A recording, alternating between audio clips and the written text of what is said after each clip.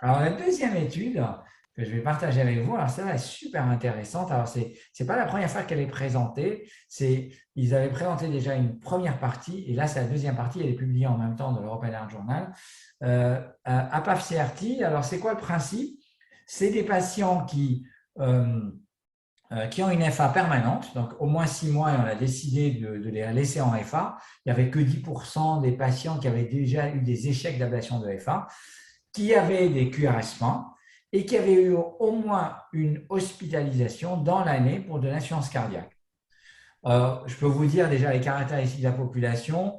C'était des patients au moins de 70 ans en moyenne, qui avaient une fraction d'éjection moyenne à 41%, et leur fréquence cardiaque moyenne, c'était environ 100 par minute en FA. Vous voyez, c'est quand même des patients en FA et qui sont en FA finalement pas contrôlés, et chez qui finalement, on va les randomiser. Un groupe, on va leur faire l'ablation du nœud auriculo-ventriculaire, alors on met un pacemaker biventriculaire, donc resynchronisation puis ablation du nœud. L'autre groupe, on essaie de les contrôler par le traitement pharmacologique. Alors, pour l'histoire, en 2018, c'était prévu, ils ont commencé à inclure en 2014. Il y avait une première phase de morbidité, c'est-à-dire que le critère primaire, c'était hospitalisation pour insuffisance cardiaque ou aggravation de l'insuffisance cardiaque. Et le groupe ablation plus resynchro avait fait mieux que le traitement antiarythmique.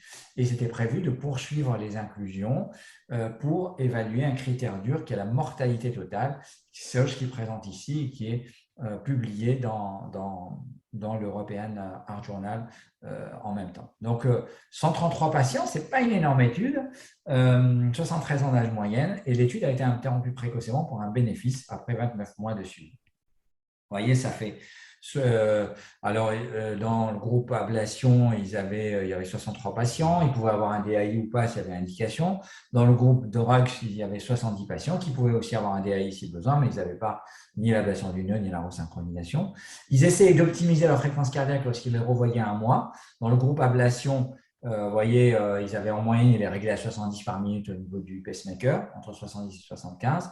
Et dans le groupe médicaments, c'est un peu plus variable, entre 65 et 90, et la moyenne était à 82%.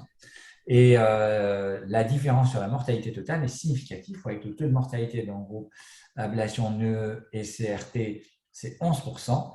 Et dans le groupe contrôle, c'est 29%. Et cette différence est significative. Vous avez là la courbe de Kaplan-Meier. C'est intéressant en termes rien que de réduction du risque absolu.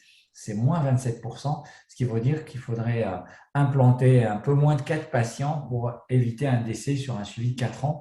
Donc, c'est vraiment très intéressant. Il y avait eu alors, les plusieurs hypothèses. Il y a bien sûr l'hypothèse de la régularité de la fréquence cardiaque. On sait que l'irrégularité favorise des dégradations de fraction d'éjection. Il y a l'hypothèse, bien sûr, du ralentissement. Et il y a l'hypothèse de la resynchronisation. Il y avait eu également des études antérieures sur l'ablation, mais sans la resynchronisation, qui avaient quand même un certain effet. On peut se poser aussi la question aujourd'hui dans l'avenir, qu'est-ce qui va se passer demain avec la stimulation ICL? La question avait été posée par Christophe Leclerc sur la session dans la discussion. On dirait, est-ce que vous allez faire une étude avec la stimulation ICL dans l'avenir? Ce sera intéressant. Deuxièmement, alors la fraction d'éjection moyenne, je vous ai dit, c'est 41%.